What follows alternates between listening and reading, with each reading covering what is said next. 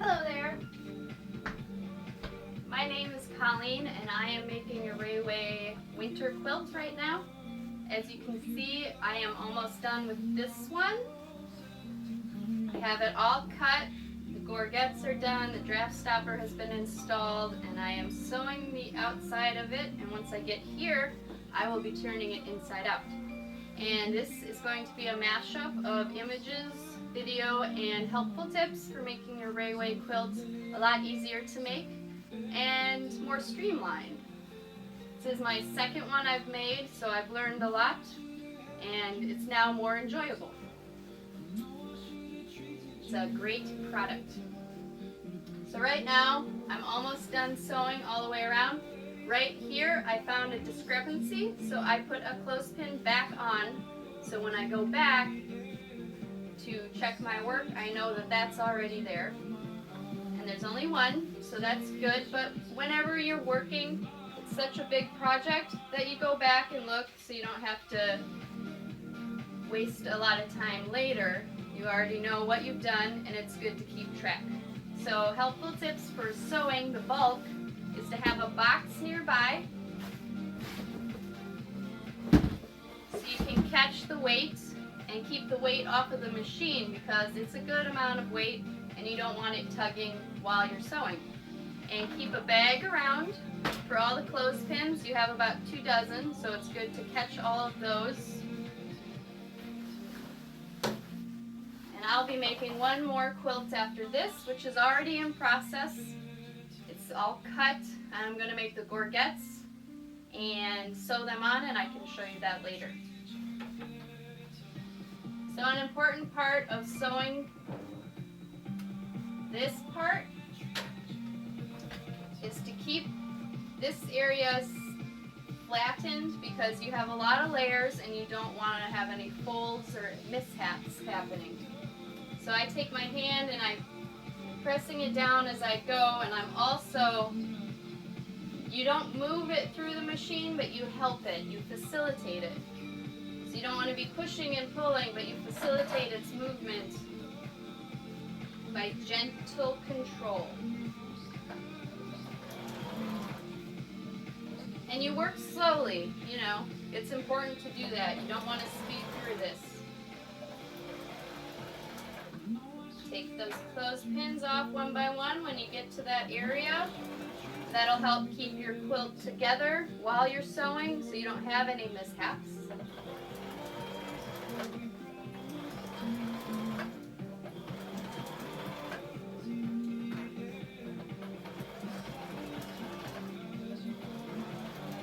And you always keep an eye on all of your layers.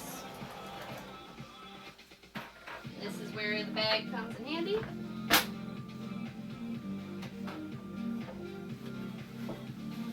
And since there is so much, you have to move it to make sure that you're sewing correctly.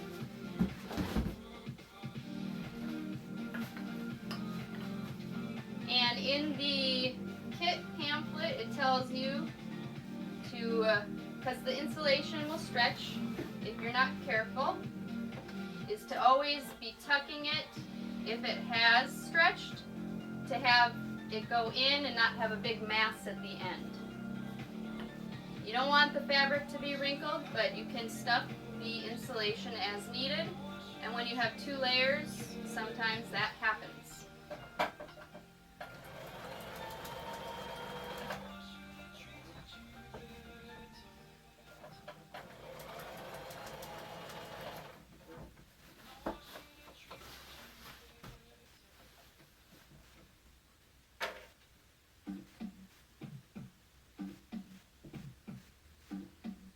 Checking my layers because I had a lump, and I'm making sure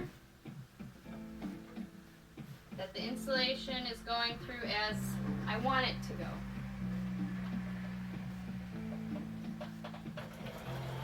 And with my right hand, at certain points I'm holding the back of it to help facilitate it go through the machine without too much needed weight or pull, because sometimes with this project, if you're not facilitating the sewing, then you're just going to go up and down in the same place.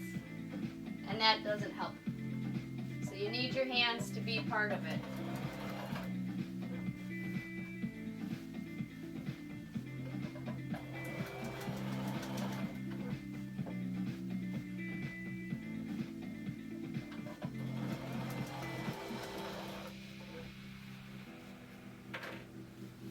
Now I'm going to be coming up to a corner, which is more difficult than just doing the sides, which are straight. And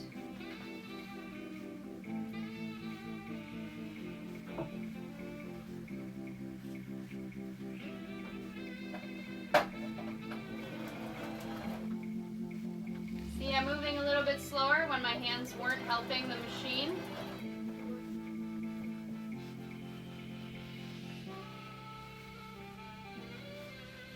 And it helps to go underneath. You'll feel the batting under there. Just make sure your hands aren't near the machine underneath. Be aware of where you are. It's very important when you're using a machine.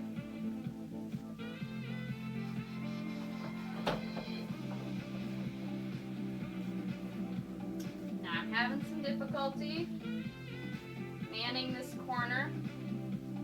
And I'm at the end of the draft stopper, so after this I will only have 2 layers. Right now I have 3 layers of fabric, plus the 2 layers of insulation.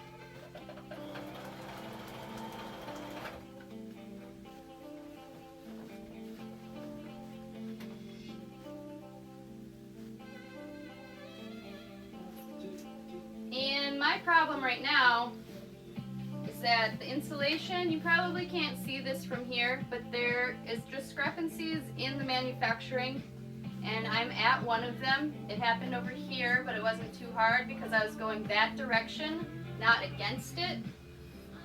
So I'm trying to figure this, and that'll happen. Don't get frustrated, it's normal. You just have to manipulate it a little bit more than usual. And it's kind of a pain in the ass sometimes. So I'm going to go back, make sure my layers are correct, and you have a general idea of what's going on when you put it together in the first place. So always just be aware of your layers and your materials, because some places this is a little bit more because of the cut or whatever, but I know it's shaped correctly. And those are inner discrepancies that don't matter once you are finished with your project. So I'm going to pin it here again. And the discrepancy I'm dealing with is right here.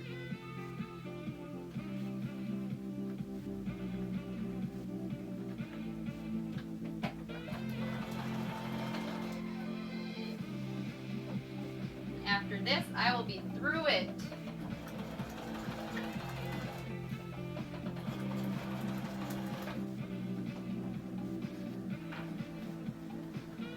Just takes a little patience at certain parts. Like this whole thing has been pretty easy except for this, in which I'm showing you, which I'm kind of glad about, kind of not. It's good to learn from frustration, but don't get frustrated, it's fine. So I am so close, 5 clothespins away.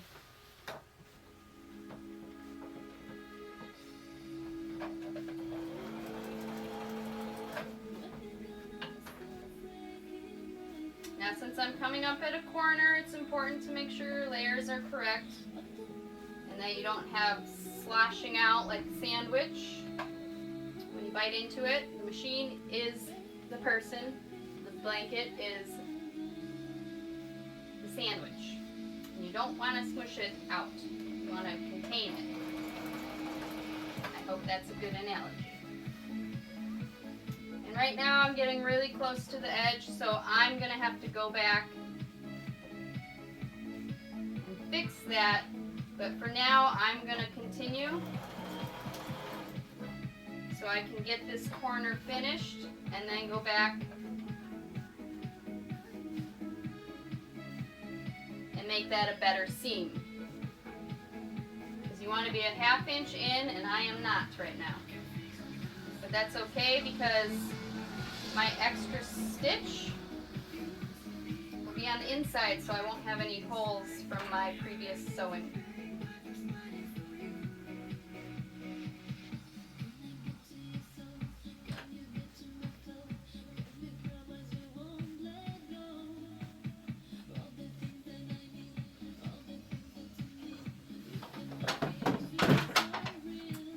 There goes my thread.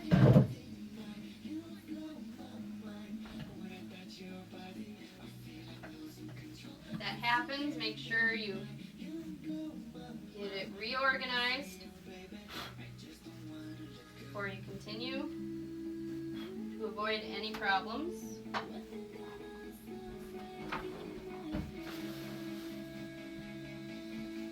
I hope this is all recording. My camera did not do so.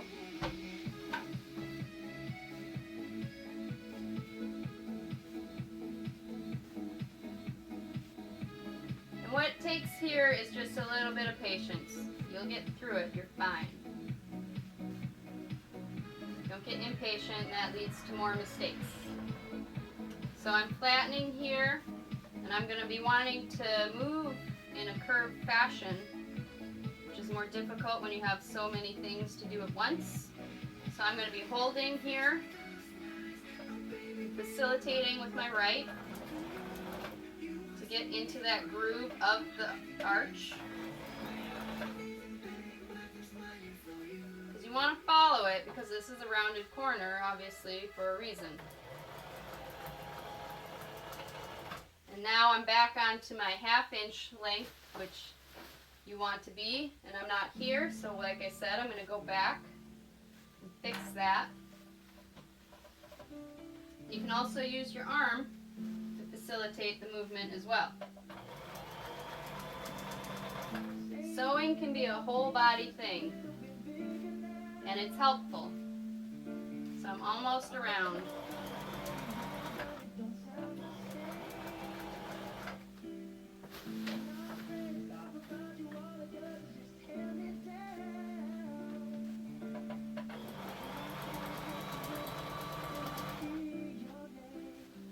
Now I started sewing here, and like it says in the pamphlet, you want a 15-inch gap or so. So my gap is going to be about here, which is not centered, but that's okay.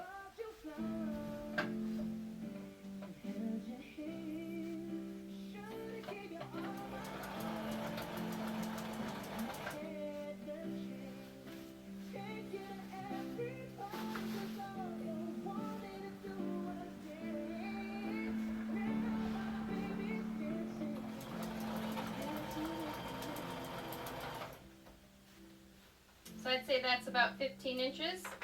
I'm going to do a quick back stitch to hold the stitch. Pull out of the machine. My scissors are not here. So this is the quilt inside out sewn. I've got 2 things to go back and fix, and then I will show you what to do next. And always remember to turn off your machine when not in use.